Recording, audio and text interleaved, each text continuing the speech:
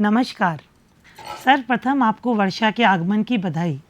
ग्रीष्म ऋतु आषाढ़ी पर्व के साथ विदा हुई और आई ठंडी फुहार के साथ प्यारी सी ऋतु वर्षा। आयुर्वेद में ये विसर्ग काल की पहली ऋतु है। सूर्य के दक्षिणायन में प्रवेश के साथ आपको गर्मी से कुछ राहत मिली होगी।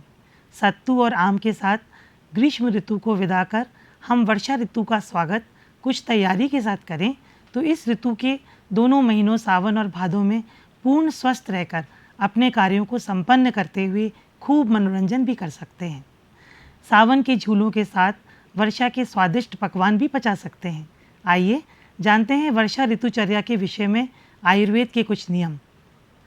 वातावरण में आर्द्रता बढ़ जाने पर जितने भी द्रव्य हैं वह सब आर्द्र हो जाते हैं, अतः खाद्य द्रव्यों में भी आर्द्रता आ जाती है। यहाँ तक कि जो जल होता है वह भी गुरु हो जाता है, यानी भारी हो जाता है, और तब अग्नि का बल अत्यंत क्षीण होने के कारण वातादि दोष कुपित हो जाते हैं। अतः इस वर्षा काल में ऋतुचर्या के साथ आहार विहार के सभी नियमों का पालन अवश्य करना चाहिए। इस ऋतु के आरंभ होते ही सबसे पहले सत्तू का त्याग छोड़ दें, वो भी जल में घुला हुआ सत्तू। दिन में सोना बंद कर देना चाहिए, किंतु वृद्ध, गर्भिणी और बालक इस नियम में बदलाव ला सकते हैं। यदि सुबह ओस हो तो बाहर कदापि ना बैठें। नदी के किनारे रहने वाले लोग नदी का जल ना पिएं। इस समय बहुत अधिक व्यायाम भी वात कुपित कर शरीर में दर्द इत्यादि उत्पन्न कर सकता है। वर्षा काल में धूप का सेवन थोड़ी देर के लिए ही करें।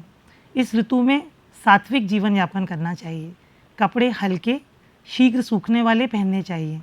अल्प मात्रा में मधु का सेवन क्लेद को खत्म कर हल्कापन लाता है, अतः आहार में इसको अवश्य शामिल करें। इस समय भोजन में अम्ल और लवण रस युक्त भोजन का प्रयोग करना चाहिए। वो हमको कहाँ से मिलेगा? अचारों से। अचारों में भी श्रेष्ठ नींबू और अदरक का अचार, आंवले का अचार, और इनके प्रयोग से भोजन में जो रुचि होती है वह जागृत होती है, अग्नि दीप्त होती है, यानी भूख अच्छी लगती है और पाचन क्रिया भी बढ़िया होती है। पर ध्यान रहे अचार थोड़ी मात्रा में खाएं। इस समय जामुन, अंगूर इत्यादि के बने सिरके और आसा वरिष्ठ का सेवन थोड़ा मधु मिलाकर और थोड़ा जल मिलाकर भोजन में शामिल करें। इससे भी अधिक अग्नि प्रदीप्त होती है और पाचन क्रिया भी अच्छी होती है। जितने भी स्रोत हैं वे खुल जाते हैं, यानी कि माइक्रो चैनल्स होते हैं, उनकी क्लेंजिंग हो जाती है।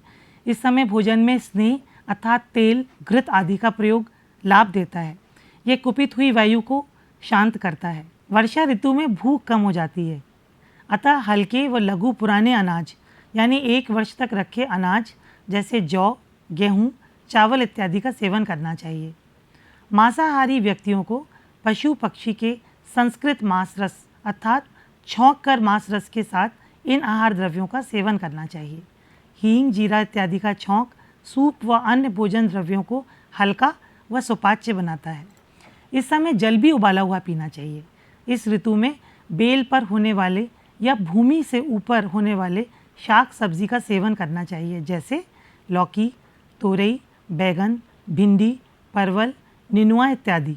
इस समय हरे साग का सेवन बंद कर देना चाहिए, क्योंकि यह पचने में भारी होते हैं। साथ ही ज्वार, बाजरा आदि अनाज को बिल्कुल त्याग देना चाहिए। इस समय के जो फल हैं वे हैं आलू बुखारा, नाशपाती, पपीता, केला इत्यादि। फल का सेवन सूर्यास्त से 2 घंटे पहले करें। दही का सेवन अब किया जा सकता है, परंतु दही खाने के नियम के अनुसार ही इसका सेवन करें। ध्यान रहे दही ताज़ा हो, गाय के दूध का हो तो अति उत्तम, अधिक पुराना या आधा जमा दही ना हो। दही का सेवन रात में कदापि ना करें। दही का सेवन अकेले ना करके हमेशा इन 5 द्रव्यों के साथ करें, जैसे मूंग की दाल, आंवला, शहद, घी और शक्कर। शक्कर का अर्थ यहाँ सफ़ेद चीनी से ना लें। घी व मधु का साथ जब भी प्रयोग करें तो वह असमान मात्रा में करें। अधिक मोटे, मधुमेह के रोगी, त्वचा रोग से ग्रस्त रोगी, पांडु के रोगी यानी जिनको अनीमिया हो, जिनमें अधिक रक्तस्राव हो, ऐसे व्यक्तियों को दही का सेवन नहीं करना चाहिए। यह सब दही का तोड़ पी सकते हैं। ये जो तोड़ है वह शरीर में से टॉक्सिन्स को निकालता है और कॉन्स्टिपेशन यानी मलबद्धता को दूर करता है। ऐसे व्यक्ति मट्ठा पी सकते हैं। वर्षा ऋतु में जब भी भूख लगे तभी भोजन करें और कोशिश करें कि सुबह 9 से 12 व सायं अग्निहोत्र के काल के समय भोजन हो जाए। जल का सेवन सुबह जो ऊषा पान किया जाता है उसके बाद जब प्यास लगे तभी करें। शरीर में आम या टॉक्सिन्स हों तो सौंठ का प्रयोग उबाले जल के साथ 2-3 बार दिन में करें। भोजन के ठीक पहले और बाद में जल का सेवन ना करें। अल्प मात्रा में भोजन के मध्य में जल का पान किया जा सकता है।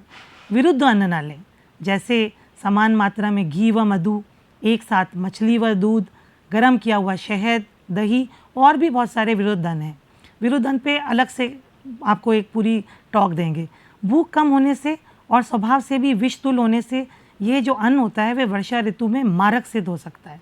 स्नान करने के लिए जो उपयोगी जल हो इस समय उसमें नीम का काढ़ा, नींबू के रस की कुछ बूंदें मिलाएं और स्नान के बाद नींबू की कुछ बूंद और गुलाब जल को स्प्रे बनाकर दुर्गंध नाशक के लिए यूज़ करें। स्नान हेतु हल्दी, चोकर, नारियल तेल, बेसन का उपटन बनाकर इस्तेमाल करने से त्वचा स्वच्छ व कांति युक्त होती है। तो घृत तेल से बने व्यंजन, मूंग का सूप, आसव, अरिष्ट, सिरके और अचार के साथ भोजन का आनंद लें और वर्षा ऋतु के आयुर्वेद के जो नियम हैं उनको जीवन में अपनाकर स्वस्थ रहें, खुश रहें।